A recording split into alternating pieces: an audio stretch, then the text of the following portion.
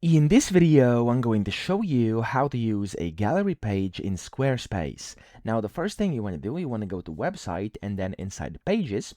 And first, we're going to have to create a gallery page. So I have 4 of them right now. I can click on the plus button here next to not linked. Or of course, if you have your pages under your navigation, you can click on this plus over here as well.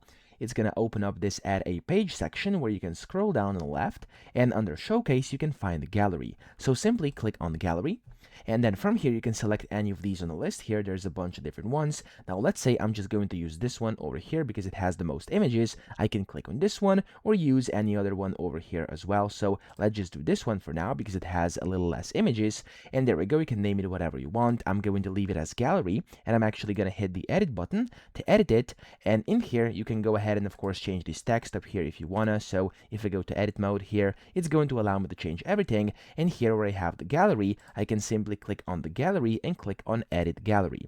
In here I can then remove these default images over here just like this. Click on the trash can icon, click confirm, and like that you can remove them, and then you can add your own by clicking the plus button, searching for images, or uploading your own. So if I do upload over here, I can for example use this AI image I generated over here, and it's going to pop in here. Then for example I'm gonna add a different one as well over here, like let's just do my own logo over here, there we go, etc. Okay, those are then gonna get added, and you'll be able to see them on your page directly inside your gallery. And of course here you can also click on the edit section button, and you can change like the aspect ratios. For example, if I do like let's just change this to that, for example, there we go. As you can see, it changed. You could go and change width, you can change your gallery type over here, there's a bunch of different ones, the colors, captions, etc. Okay, so it's completely up to you. That's how you can do it. I hope this video helped you out. If it did, please subscribe to the channel and help me out as well.